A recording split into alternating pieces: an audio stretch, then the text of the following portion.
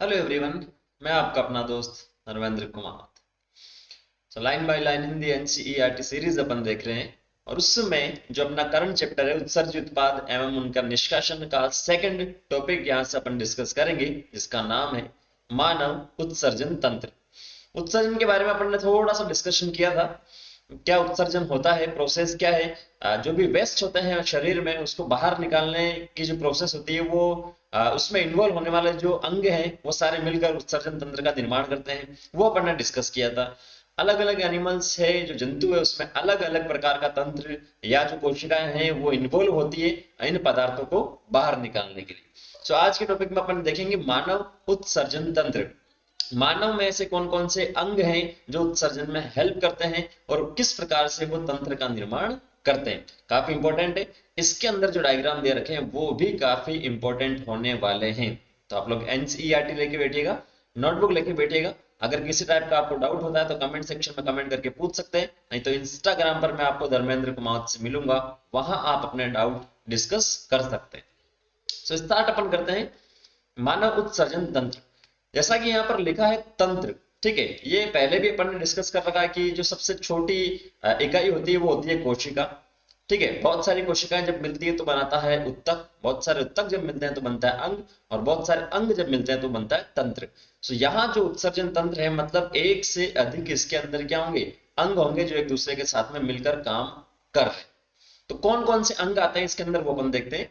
मनुष्यों में उत्सर्जित तंत्र एक जोड़ी वृक्क जिसे अपन बोलते हैं किडनी, ठीक है, इंग्लिश में भी याद रखिएगा इसे। एक जोड़ी मूत्र नलिका, मूत्र नलिका को अपन बोलते हैं यूरिटर। एक मूत्राशय जिसे अपन बोलते हैं यूरिनरी ब्लेडर, और सबसे लास्ट में एक मूत्र मार्ग, ठीक है, ब्लेडर होगा और सबसे लास्ट में है मूत्र मार्ग जिसे अपन बोलते हैं यूरिथ्रा। ये जो चारों पार्ट है मेनली, ये चार अंग है वो किसके अंदर होते हैं, मानव उत्सर्जी तंत्र में होते हैं। तो एक एक जोड़ी का मतलब इनकी संख्या दो हो गई, जहां केवल एक लिखा वो एक है और जहां एक जोड़ी लिखा उसका मतलब क्या हो गया, दो हो गया। तो आप देख सकते हैं ये वृक्क है, ये भी अपने पास वृक्क है, ठीक है। मूत्र नलिका की अगर अपन बात करें तो ठीक है, ये अपने पास मूत्र वाहिनी या मूत्र नलिका जो लिखी है दोनों साइड में। मूत्राशय केवल एक है और मूत्र मार्ग कितना है, एक ही यहां पर है। नेक्स्ट चित्र में देख लिया अपन ने, वृक्क जो है किडनी जिसे अपन बोलते हैं, सेम के बीज की आकृति के गहरे भूरे लाल रंग के होते हैं। काफी इंपॉर्टेंट है, सेम जो होता है कुछ इस टाइप से होता है, ठीक है। सेम सेब नहीं है, एप्पल नहीं है, सेम अलग होता है। तो उसके जैसे अपन बात करें, उसके बीज की आकृति के जैसा है। कलर की अगर आप बात करें तो कैसा होगा, गहरा होगा, भूरा लाल रंग का। तथा ये अंतिम वक्षित और तीसरी कटी कशेरुका के समीप उदर गुहा में आंतरिक पृष्ठ सतह पर स्थित होता है, इसे समझिएगा। जो यहाँ पर कशेरुकी लिखी है, कशेरुकी कशेरुका जो लिखी है इस प्रकार से कोई मनुष्य मान लो, ठीक है। तो यहां से अपन बात करें, ये गर्दन से स्टार्ट होती है अपने पीछे की ओर जो अस्थि है, ठीक है, यहाँ से पीछे वाली जो अस्थि है वो यहाँ पर स्टार्ट होती है पीछे की ओर, जो बैकबोन जिसे अपन बोलते हैं, ठीक है। यहाँ से स्टार्ट होकर पीछे तक पूरी नीचे कमर तक जो चलती है। तो ये जो है अलग अलग प्रकार की होती है, तीन चार प्रकार की होती है, उसे अपन देखेंगे लोकोमोशन मूवमेंट में। सबसे ऊपर वाली जो होती है यहाँ पर इसे अपन सर्वाइकल बोलते हैं, या गर्दन की जो है जो अपने पास कशेरुका वो बोल सकते हैं। उसके बाद में जो चेस्ट रीजन है, ये इतना सा रीजन जहां पर अपने लंग्स वगैरह होते हैं, ठीक है, वक्षीय जो है, वक्षीय रीजन जिसे बोलते हैं। तो वक्षीय रीजन में जो आती है कशेरुका उसे वक्षीय कशेरुकी अपन बोलते हैं, और वो होती है कितनी, 12। और सर्वाइकल होती है 7, ठीक है, गर्दन वाली ये।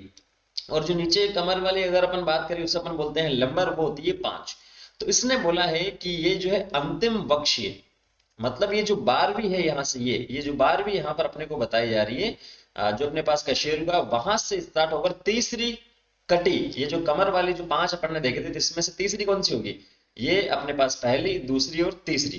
तो किडनी जो है कुछ इस प्रकार से, यहां से अगर शेप अपन स्टार्ट करें इसका, ये इस प्रकार से होगा। जो लास्ट वाली थोरेसिक है, जो वक्षीय, वहां से लेकर के जो अपने पास तीसरी कटी है उसके बीच में दोनों साइड में क्या होती है, स्थित होती है, ठीक है। क्लियर है इतना सा पॉइंट। और होती है उदर गुहा में होती है, पेट वाला जो रीजन वहां पर होती है, लेकिन पीछे की तरफ होती है, आगे नहीं होती, ठीक है, पीछे की तरफ होती है, पृष्ठ पर डोर्सल साइड में होती है। वयस्क मनुष्य के प्रत्येक वृक्क की लंबाई जो होती है 10 से 12 सेंटीमीटर है, चौड़ाई 5 से 7 सेंटीमीटर है, मोटाई 2 से 3 सेंटीमीटर, और भार जो होता है लगभग 120 से 170 ग्राम होता है, ठीक है। क्लियर है। 120 से 170 ग्राम में होता है। वेट की अगर आप बात करो, भार की आप बात करो, तो ह्यूमन फिजियोलॉजी में केवल दो ही ऐसे पार्ट है जिसके वेट बता रखे। एक तो लीवर, याद करो लीवर का वेट कितना था एनसीईआरटी में। याद आता तो कमेंट सेक्शन में कमेंट करके मुझे बताएंगे, हिंट दे देता हूं मैं आपका, केजी में था वहां पर। और दूसरा आपको किडनी के बारे में बता रखा है 120 टू 170 ग्राम। क्लियर। वृक्क के केंद्रीय भाग की भीतरी अवतल कॉनकेव सतह के मध्य में एक खांच होती है जिसे हाइलम अपन कहते हैं। ठीक है, तो जो वृक्क होता है कुछ इस प्रकार से, ये अपन ने बात कर ली, मान लो ये सेम का जो बीज था उसके आकार में, तो ये जो सेंट्रल पार्ट है, ये वाला जो पोर्शन अपने को बताया जा रहा है, ये इसे अपन क्या बोल रहे हैं, इसे अपन बोलते हैं हाइलम। ठीक है, अवतल सतह जो है। क्लियर है। यहां देख सकते हो आप, ये वाली जो सतह है इसमें, और यहाँ इसके अंदर ये वाली जो सतह है इसके अंदर। ठीक है, यहां से तो ये अपने पास क्या हो जाएगा, हाइलम हो जाएगा। अब इस हाइलम की बात करें, एक खांच है ये, मतलब जगह है इसके अंदर।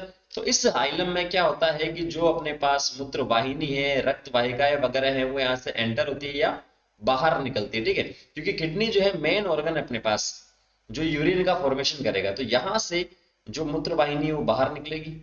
अब किडनी एक अंग है तो इसको भी क्या होगी, रक्त की आवश्यकता होगी। ठीक है, जो रक्त है उसकी आवश्यकता होगी, रक्त का ही तो अपन क्या करेंगे, फिल्ट्रेशन करेंगे अपन, क्योंकि जो अशुद्ध रक्त है वो यहाँ इन किडनी में आएगा और उसका फिल्ट्रेशन होगा और वापस से शुद्ध क्या हो जाएगा, बाहर निकल जाएगा। मतलब यहाँ से रक्त वाहिका भी एंटर होती है, कहाँ से, हाइलम से। और कुछ तंत्रिकाएं भी यहाँ से एंटर होती है। तो जो हाइलम है, इससे होकर मूत्र नलिकाएं, यहाँ पर आप देख सकते हो मूत्र वाहिनी, मूत्र नलिकाएं कहाँ से निकल रही है, इसलिए हाइलम से निकल रही है। यहाँ पर रक्त वाहिनियां देख सकते हो आप, ये यहाँ पर अपने पास लिखिए वृक्क धमनी, वृक्क शिरा, तो ये इसी वाले पॉइंट से यहाँ से एंटर हो रही है। ये दोनों साइड में आप यहाँ से देख सकते हो, कोई बड़ी बात नहीं है इसमें। ठीक है, प्रवेश करती है तंत्रिकाएं भी। हाइलम के भीतरी और कीप के आकार की रचना होती है जिसे वृक्कीय श्रोणी या पेल्विस कहते हैं। तो हाइलम के अंदर की ओर आप देखो इस डायग्राम में पेल्विस, ये रहा पेल्विस अपने पास। ठीक है, ये इतना सा जो अपने को इस प्रकार से बता रखा है, ये वाला, ये जो रीजन है, इसे अपन ने बोला पेल्विस। किसके आकार का होता है, कीप के आकार का होता है। तथा इससे निकलने वाली प्रक्षेपो या प्रोजेक्शन को चषक या कैलिक्स कहते हैं। तो ये जो पेल्विस था, ये जो अपने पास पेल्विस इस प्रकार का यहाँ पर अपने को बताया जा रहा है, इससे क्या होता है, जैसे ये वाला जो था इसका डायग्राम में यहाँ बता रहा हूँ, तो इससे निकलने वाले छोटे छोटे प्रोजेक्शन और इस प्रकार के, 1 से 2, 2 से 4, इस प्रकार से जो आगे की ओर जो निकल रहे हैं उसे अपन क्या बोलते हैं, चषक बोलते हैं, कैलिक्स अपन बोलते हैं। ठीक है, तो ये पेल्विस था और यहां से ये जो निकल रहे हैं इससे अपन बोल रहे हैं चषक। आप चाहो तो लिख सकते हो, एनसीईआरटी में नोट कर सकते हो, थ्योरी में लिखा, डायग्राम में नहीं बता रखा। ठीक है, नेक्स्ट चलते हैं। वृक्क की बाहरी सतह पर दृढ़ संपुट होता है, मतलब जो बाहर वाला पार्ट होता है, ये जो बाहर वाला है दृढ़ संपुट है। ठीक है, मतलब एक प्रकार का जो कनेक्टिव टिश्यू है ये, जो इसको प्रोटेक्ट करता है। वृक्क में दो भाग होते हैं, बाहरी वल्कुट कॉर्टेक्स जिसे बोलते हैं और भीतरी जो होता है मध्यांश बोलते हैं। तो ये जो है वल्कुट अपने पास लिखा है, बाहर वाला। ठीक है, अंदर वाला जो है वल्कुट के रीजन के अंदर, यहां से ये मान लो ये पूरा ये वाला जो पार्ट है ये अपने पास क्या जाएगा, मध्यांश के अंदर आ जाएगा। ठीक है, इसके अंदर आ जाएगा, मध्यांश के अंदर आ जाएगा। तो मध्यांश कुछ शंक्वाकार, ये वल्कुट हो गया। अब यहां से मध्यांश जो अंदर की ओर देखेंगे आप, मध्यांश कुछ शंक्वाकार पिरामिड में बटा होता है जो कि चषकों में फैले रहते हैं। अभी अपन ने देखा था कि चषक इसके अंदर थे, ये पेल्विस अपने पास हो गया था। ठीक है, रीनल पेल्विस हो गया था। उसके बाद में एक कैलिक्स हो गया था, जिसे अपन ने क्या बोला था, चषक बोला था। ये अब जो चषक है और जो कैलिक्स है, सॉरी जो वल्कुट है, ठीक है, वल्कुट और चषक की अपन बात करें तो ये वल्कुट वाला पोर्शन इसके अंदर आ रहा है, ये देखो यहाँ से ये वाला आ रहा है, फिर यहाँ से है, फिर ये अंदर है, फिर यहाँ से है। तो ये जो अंदर वाला पार्ट बता रहा हूँ ना मैं, डार्क जो कलर बता रहा हूं मैं यहाँ पर, ठीक है, उसके बारे में बात कर रखा है। जो मध्यांश है वो कुछ छोटे छोटे शंक्वाकार, शंक्वाकार मतलब समझ में आता है आपको, शंकु के आकार का, उसमें बटा होता है और चषक में फैला होता है। वल्कुट मध्यांश पिरामिड में बीच फैलकर वृक्क स्तंभ बनाते हैं, इसे वर्तनी स्तंभ कहते हैं। तो ये जो बीच में स्तंभ बनते हैं इस प्रकार के, ये वाला बन गया, ये वाला बन गया, ये वाला बन गया। ठीक है, तो यहाँ पर ये अपने पास क्या हो गया, वर्तनी के स्तंभ इसे अपन बोलते हैं। आ रही है बात समझ में? तो सिंपल से आपको ध्यान में रखना है कि जो है सबसे पहले तो आपको ध्यान रखना है रेनल पेल्विस जो है, यहाँ पर पेल्विस की अपन ने बात की थी। ठीक है, या इसे ये पेल्विस जो अपन ने बात की थी, यहाँ सबसे फर्स्ट पेल्विस था। उसके बाद में इसके जो प्रोजेक्शन है, इसके जो छोटे छोटे पार्ट निकल रहे, इसे अपन ने चषक बोला था। यहाँ से ये अपने पास चषक या कैलिक्स इसे इंग्लिश में बोल दिया गया था। ठीक है, उसके बाद में किडनी को अपन ने दो पार्ट में डिवाइड किया था, एक तो वल्कुट और एक मध्यांश। वल्कुट बाहर वाला पार्ट है, मध्यांश बीच वाला है, मेडुला इसे अपन बोलते हैं।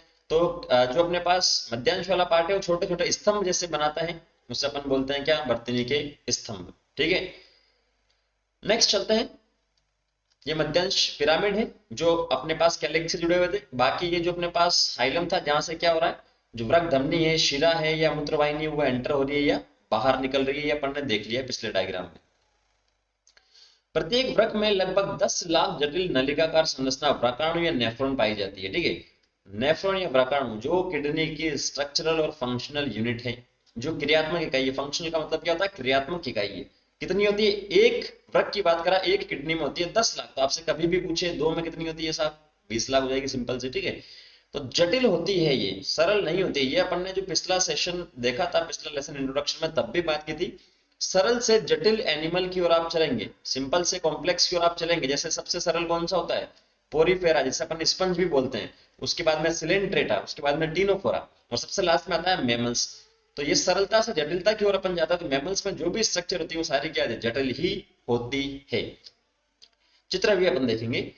प्रत्येक व्रकाणु में दो भाग होते हैं जिन्हें गुच्छ और वृक्क नलिका कहते हैं। ठीक है, प्रत्येक जो व्रकाणु उसमें कितने भाग होते हैं, दो भाग होते हैं। गुच्छ बोल रहे हैं, गुच्छ की अपन बात करेंगे, ये ऊपर वाला जो पोर्शन अपने को यहां से बताया जा रहा है। ठीक है, और दूसरा अपने पास इसने क्या बोला है, नलिका वाला जो पोर्शन की बात कर रही है। दूसरा इसने बोला है कौन सा है, वृक्क नलिका है, जो नलिका नुमा संरचना है। तो ये जो नीचे वाला पोर्शन है ना, ये यहां से लेकर यहां तक का ये पूरा, ये नलिका ही तो है इसके अंदर। अभी और डिटेल से देखेंगे। तो ये जो नलिका है, इसलिए इसे वृक्क नलिका बोलते हैं, और ऊपर गुच्छ बोल दिया क्योंकि यहाँ पर जो जो भी रक्त वाहिकाएं होती है वो गुच्छे में होती है। ठीक है, क्लियर है। नेक्स्ट, गुच्छा जो है वृक्कीय धमनी की शाखा अभिवाही धमनिकाओं से बनी केशिकाओं का एक गुच्छ है। इसको समझिए आप लोग क्या है। सबसे पहली बात तो जो रक्त लेके आती है उससे अपन बोल रहे हैं धमनी, यहाँ पर किडनी में। ठीक है, ये वृक्क धमनी है, और जो लेके जा रही है वृक्क शिरा। ठीक है, इस प्रकार से आपको सिंपल ध्यान रखना। तो सिंपल से बता रहा हूँ, धमनी है, धमनी मान लो ये धमनी इस प्रकार की, ये डायग्राम आप बना लो। धमनी एक बड़ी है, धमनी के बाद में जो छोटी छोटी और विभाजित होती है धमनी, उसे अपन बोलते हैं धमनिकाएं। ये जो धमनी थी, ये मान लो 2 या 4 छोटी छोटी वाहिकाओं में फिर विभाजित हो गई, इसे अपन ने बोल दिया धमनिकाएं। और धमनिकाओं के बाद में वापस से अगर ये विभाजित हो रही तो उसे अपन बोलते हैं केशिकाएं। क्या बोलते हैं, केशिकाएं। तो ये वापस से इस प्रकार से विभाजित हो गई है, छोटी छोटी और ज्यादा छोटी छोटी केशिकाओं में विभक्त हो गई। ठीक है, तो यहाँ जो केशिकाएं हैं वो सबसे छोटी वाहिकाएं। मान लो ये अपने पास क्या, पानी की टंकी। अब यहाँ से एक बड़ा सा पाइप जा रहा है, अब ये इस कॉलोनी में चला गया तो ये कॉलोनी में अब घर घर सप्लाई कर रहा है ये। ठीक है, ये इस प्रकार से, और ये वापस से कोई दूसरी कॉलोनी में जा रहा है तो ये वापस से घर घर सप्लाई कर रहा है। तो इस प्रकार का सिस्टम है अपने अंदर भी वाहिकाओं का। तो जो भी वाहिकाएं होती है वो टूट रही है, छोटे छोटे टूटने का मतलब छोटे छोटे भागों में विभक्त हो रही है। उसी के बारे में बात कर रहा है कि प्रत्येक यहाँ पर जो लिखा गुच्छा वृक्कीय धमनी, ये वृक्कीय धमनी, वृक्कीय धमनी मान लो इस प्रकार की। उसके बाद में ये शाखा अभिवाही धमनिकाओं, एफरेंट आर्टरियल्स। अभिवाही का मतलब जो लेके जा रही है रक्त को, तो ये हो गई अपने पास अभिवाही धमनी, धमनिकाएं। और उसके बाद में वापस से अभिवाही धमनिकाएं और छोटे छोटे पार्ट में विभक्त हो रही है, उसे अपन बोलते हैं क्या, केशिका या कैपिलरी। तो ये जो कैपिलरी है अंदर चल के गुच्छा बना लेता है इस प्रकार का, ये गुच्छा बना लेगा अंदर ही। ये गुच्छा अपने को इस डायग्राम में यहाँ पर ये बता रखा है, ग्लोमेरुलस या केशिका गुच्छ। क्लियर है, वो जो मैंने आपको डायग्राम बताया था उससे आप लोग थोड़ा सा नोट कर लीजिएगा, काम आपका हो जाएगा। अब गुच्छा इसने बना लिया तो इससे अपन क्या बोल रहे हैं, ग्लोमेरुलस से रक्त अपवाही धमनिकाओं द्वारा ले जाता है। तो ये जो गुच्छा बना है इसे अपन ने बोला है ग्लोमेरुलस, ग्लोमेरुलस। ठीक है, तो ये रक्त को लेके आ रहा है। तो ऐसा तो है नहीं कि जो किडनी है वो रक्त को स्टोर करेगी, ऐसा थोड़ी है किडनी रक्त को स्टोर करेगी। तो वापस रक्त जाएगा भी तो सही, तो वापस जो जाएगा जिन धमनिका से उसे अपन बोलते हैं अपवाही धमनिका या इफरेंट आर्टरियल्स। ठीक है, अभिवाही का मतलब लेके आना, अपवाही का मतलब लेके जाना। ठीक है, अभिवाही का मतलब लेके आना, अपवाही का मतलब लेके जाना। अब बोला कि साहब ये जो विभक्त हो रही है ये सबसे पहले क्या थी, अभिवाही धमनी, उसके बाद में धमनिकाएं, और उसके बाद में केशिकाएं। और ये केशिकाएं जो है आगे चलकर ये गुच्छा बना लेती है कुछ इस प्रकार का। ठीक है, तो ऐसा क्यों, धमनी से भी तो हो सकता था काम। तो ऐसा इसीलिए कि ये जो केशिका होती है, ठीक है, ये जो केशिका होती है, मान लो केशिका इस प्रकार की है, तो इस केशिका के ऊपर छोटे छोटे होल होते हैं, छोटे छोटे क्या होते हैं, छिद्र होते हैं, जिससे जो भी वेस्ट वगैरह होता है वो यहाँ से क्या हो जाता है, बाहर निकल जाता है। मतलब फिल्ट्रेशन यहाँ पर हो जाता है, निश्चंदन यहाँ पर हो जाता है। तो फिल्ट्रेशन की प्रोसेस अपन देखेंगे। अभी केवल मैं आपको रीजन बता रहा हूँ जो एनसीईआरटी में नहीं लिखा कि ये जो है धमनिका जो है यहाँ से क्यों नहीं जा सकता था ब्लड, केवल केशिका से ही क्यों जा रहा था। धमनिका जो है वो उसमें छिद्र नहीं होता है, केशिका में क्या होता है छिद्र होता है, जिससे फिल्ट्रेशन आसान हो जाता है। ये आपको सिंपल से ध्यान में रखना है, ठीक है। तो ये अपने पास हो गया यहाँ से। ये अभिवाही जो थी धमनिका यहाँ से, मतलब मान लो ये किडनी थी, तो इस किडनी में जो अभिवाही धमनिका थी वो यहाँ से रक्त लेके आ रही है, ये रक्त लेके आएगी, और अपवाही जो है वापस से रक्त लेके जाएगी। ये टूटे तो इसे ग्लोमेरुलस या केशिका गुच्छा इस अपन ने बोल दिया। इतना सा आपका क्लियर है तीनों पॉइंट। वृक्क नलिका, ठीक है। जो वृक्क नलिका दोहरी झिल्ली युक्त, ये तो अपन ने बात कर ली किसकी, जो पहला पोर्शन अपन ने देखा था कौन सा, पहला जो अपन ने पोर्शन देखा था जो है ग्लोमेरुलस वाला। जो वृक्क की व्रकाणु की जो बात की थी उसमें पहला पोर्शन अपने पास कौन सा था, ग्लोमेरुलस वाला। अब अपने पास कौन सा है, वृक्क नलिका। तो वृक्क नलिका को अब यहां से अपन डिस्कस कर रहे हैं, ठीक है। तो वृक्क नलिका की बात करें, वृक्क नलिका जो है दोहरी झिल्ली युक्त प्याले नुमा बोमेन संपुट से प्रारंभ होती है, जिसके भीतर गुच्छ होता है। बहुत ज्यादा इंपॉर्टेंट है, ठीक है। अपन ने बात की कि ये अपने पास धमनी, ये उसके बाद में धमनिकाएं, और ये उसके बाद में केशिकाएं। ये केशिकाएं जो यहाँ पर जाल बना लेगी, ठीक है, ये केशिकाएं। तो ये गुच्छ जिसे अपन ने बोला ग्लोमेरुलस का। तो जो अपने पास नलिका स्टार्ट यहां से हो रही है वो दोहरी झिल्ली युक्त होती है। पहली बात तो ये कौन सी, दोहरी झिल्ली युक्त होती है, मतलब डबल यहां पर होगी, दो झिल्लियां यहां पर होगी। प्याले नुमा होगा, प्याला जो होता है सेम वैसा ये इसमें होगा, ठीक है। बोमेन संपुट से प्रारंभ होती है, तो इसे अपन क्या बोलते हैं, दोहरी झिल्ली युक्त वाले को इसे अपन बोलते हैं बोमेन संपुट या बोमेन कैप्सूल भी बोलते हैं इसे, बोमेन संपुट या बोमेन कैप्सूल। तो जो गुच्छ है, गुच्छ का मतलब जो अपने पास केशिकाओं का ये जो गुच्छा है, ये गुच्छा अपने पास है केशिकाओं वाला, ठीक है। ये गुच्छ है या केशिका, इसे मैं लिख देता हूं। और बोमेन संपुट, और ये अपने पास बोमेन संपुट, इन दोनों को अगर अपन मिलाएं तो अपने पास जो स्ट्रक्चर बनती है उसे अपन बोलते हैं मेल पीजिकाय अथवा वृक्क कर्णिका या कॉर्पस, ठीक है। मेल पीजियन बॉडी से अपन बोलते हैं इंग्लिश में, मेल पीजियन बॉडी, ठीक है। किसको किसको, एक तो केशिकाओं का जो गुच्छा था उसे, केशिका का जो गुच्छा था उसे, या जिसे अपन ने बोला था ग्लोमेरुलस, या आप लिख लो एनसीईआरटी में ग्लोमेरुलस। और इसके साथ साथ में अपने पास क्या था, बोमेन कैप्सूल या बोमेन संपुट जिसे अपन बोल रहे हैं। इन दोनों को अगर अपन मिलाते हैं तो जो स्ट्रक्चर मिलती है उससे अपन बोलते हैं मेल पीजियन बॉडी। इस प्रकार के शॉर्ट नोट्स बनाओगे तो काम आसान होगा नीट में, ठीक है। तो ये अपने पास लिखा बोमेन कैप्सूल, यहाँ पर या अभिवाही से रक्त आ रहा है, अपवाही से जा रहा है, ये अपने पास केशिकाओं का बीच में जाल है, ये अपने पास बोमेन संपुट है, और पूरी जो स्ट्रक्चर यहाँ ये हुई है इसे अपन ने क्या बोला है, इसे अपन ने बोला है मेल पीजियन बॉडी या वृक्क कर्णिका, ठीक है। बोमेन संपुट से एक अति कुंडलित समीपस्थ संवलित नलिका पीसीटी प्रारंभ होती है। इसके बाद व्रकाणु में हेयरपिन। अच्छा, अब यहां से आप देख लो, ये बोमेन संपुट अपने पास हो गया, बोमेन संपुट यहां से ये वाला हो गया, ये वाला जो है बोमेन संपुट हो गया ये पूरा, ठीक है। अब उसके बाद में नलिका वाला पार्ट स्टार्ट हो रहा अपने पास। तो जो बोमेन संपुट है वहां से छोटी सी जो ट्यूब निकल रही है, देखो नलिका निकल रही है यहाँ से। हाँ ये नलिका है, लेकिन इसका जो शेप है वो फिक्स नहीं है। ऐसा नहीं कि नलिका सीधी होगी उसे ही अपन नलिका बोलेंगे, नहीं। नलिका ऐसी भी हो सकती है, नलिका किसी भी प्रकार से हो सकती है, नली नुमा होनी चाहिए बस वो, मतलब उसके अंदर से कोई ना कोई फ्लूइड जो है वो पास होना चाहिए, ठीक है। घर में पौधों में पानी देते हो ना, तो उसको वापस ऐसे ऐसे समेट के रखते भी तो तब भी तो नली उसे ही बोलते हैं। तो ये जो नलिका है उसकी अपन बात करें, बोमेन संपुट से नलिका का जो पहला पार्ट स्टार्ट हो रहा है उससे अपन बोलते हैं पीसीटी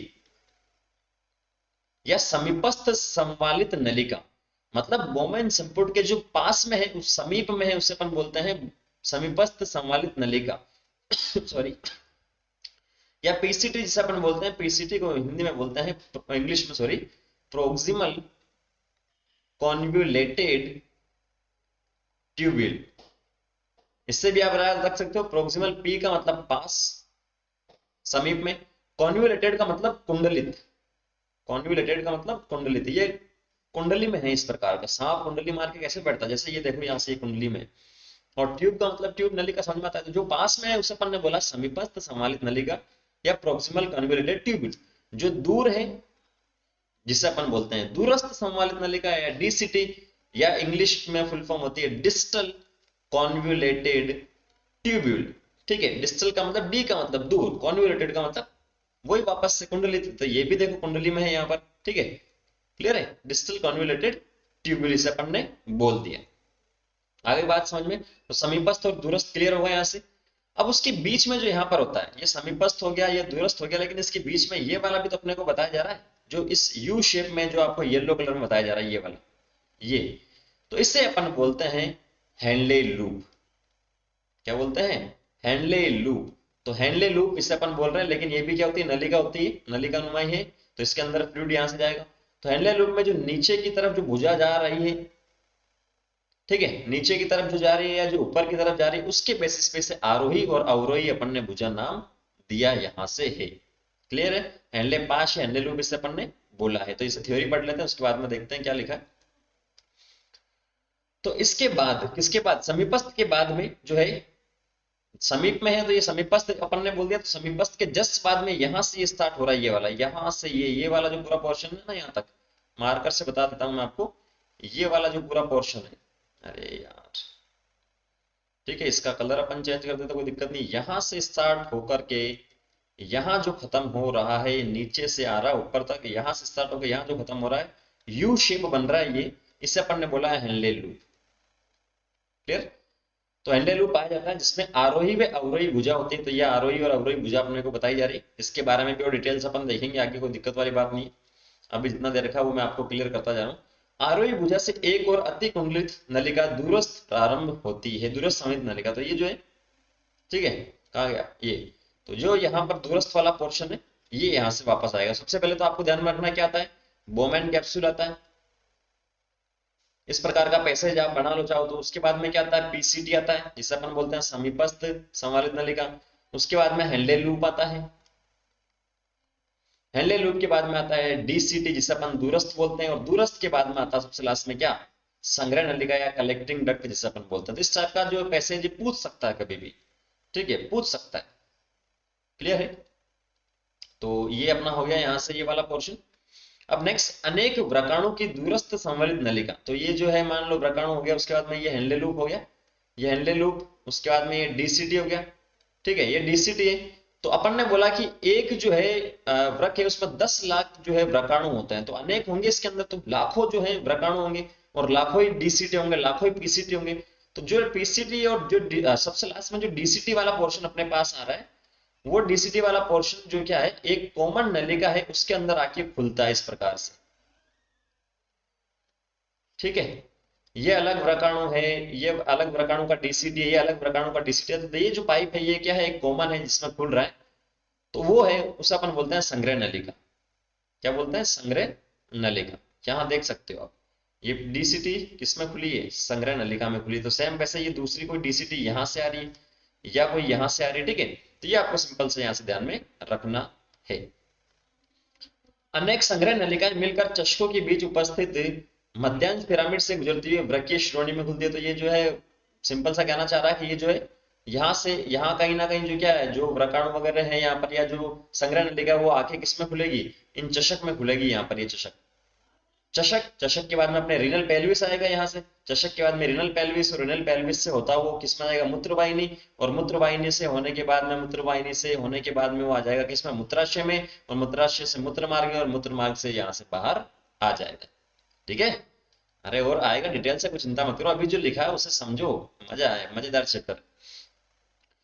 नेक्स्ट, व्रकाणु, ये इंपॉर्टेंट है, जो स्टेटमेंट हाईलाइट करेगा बहुत ज्यादा इंपॉर्टेंट है।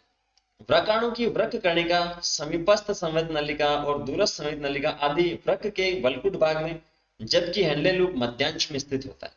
ठीक है, ये क्या कहना चाह रहा है, जो हेनले लूप है कहाँ होता है, मध्यांश में होता है। ये अपने पास किडनी थी, और इसे अपन ने दो पार्ट में डिवाइड किया था, एक तो वल्कुट था और दूसरा वल्कुट था, और दूसरा मध्यांश था। वल्कुट बाहर वाला, जिसे अपन ने कोर्टेक्स भी बोला था, इंग्लिश में लिख देता है, इतना समझदार हो यार, बीच वाला मेड्यूला नहीं। तो मान लो ये मेरे पास क्या है, ये मेरे पास है नेफ्रॉन जो है वो है, ये मान लो सबसे पहले ये बोमन कैप्सूल आ गया, उसके बाद में ये पीसीटी आ गई, ठीक है, उसके बाद में हेनले लूप आ गया यू शेप का, उसके बाद में ये डीसीटी आ गया, उसके बाद में अपने पास वापस से संग्रह नलिका आ गई, जो नलिका लंबी होती है, इस प्रकार से होता है ना। ये डायग्राम देखो, इसके अंदर कोई दिक्कत नहीं, ये अपने पास था। सबसे पहले क्या आ गया, Bowman capsule, PCT, Henle loop, DCT और कलेक्टिंग डक्ट। तो ये जो पीसीटी था ये ऊपर है, डीसीटी है दूरस्थ वो भी ऊपर है, लेकिन आप देखेंगे जो हैंडले लूप है वो थोड़ा सा लंबा है मतलब नीचे की ओर जा रहा है, और जो संग्रह नलिका वो भी नीचे की ओर जा रही है।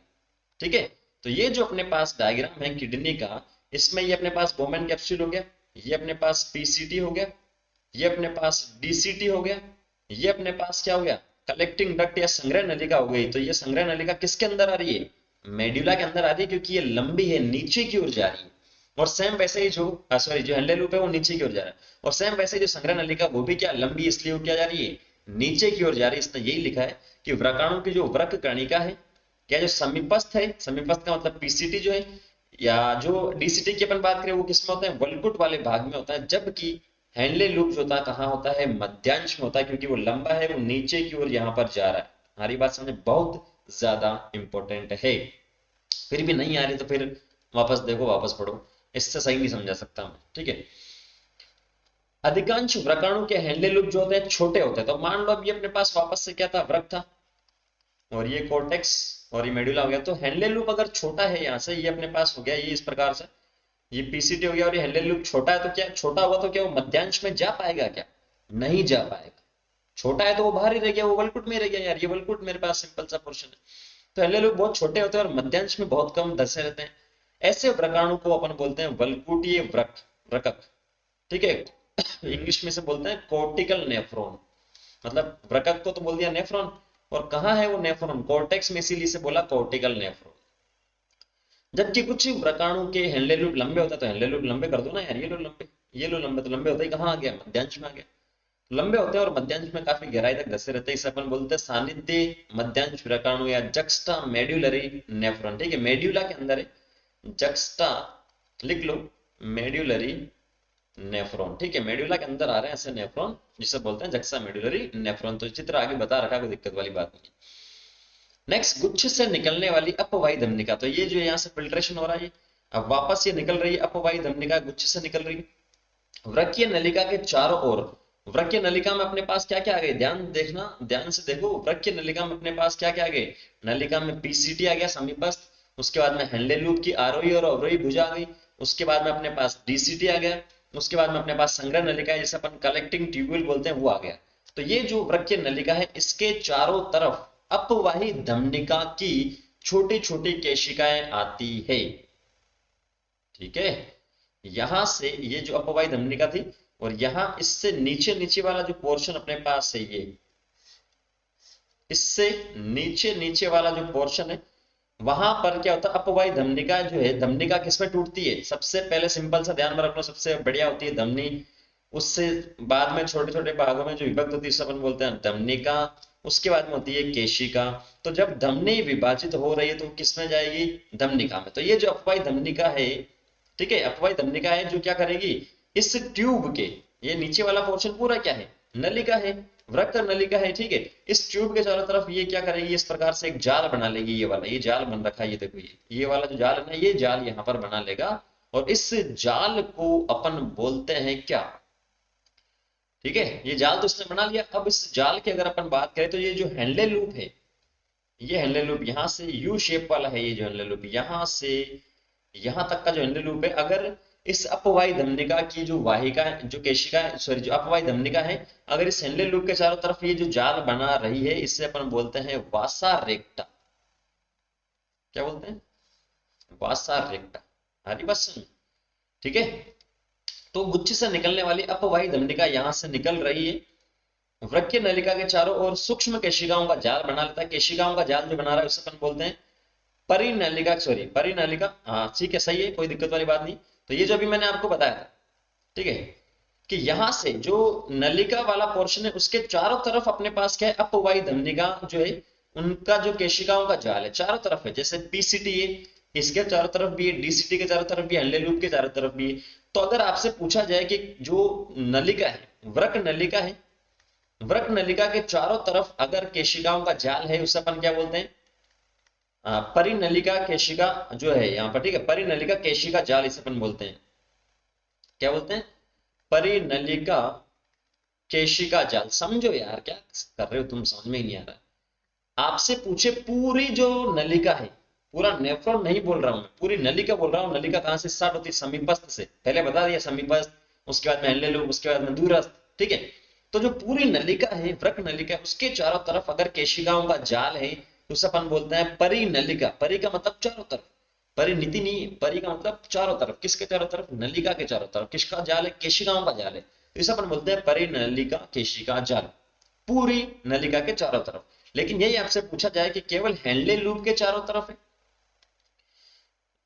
केवल हेनले लूप के चारों तरफ पूछ लिया जाए, मान लो हेनले लूप और उसके चारों तरफ ये नेटवर्क है, ये वाला, ठीक है, ये हेनले लूप तो नीचे वाला, ये केवल ये वाला जो पोर्शन है। तो हेनले लूप से अगर पूछ लिया जाए तो हेनले इस लूप की अगर आप बात करो, उसके चारों तरफ और केशिकाओं का जाल है, तो उसे अपन बोलते हैं वासा रेक्टा।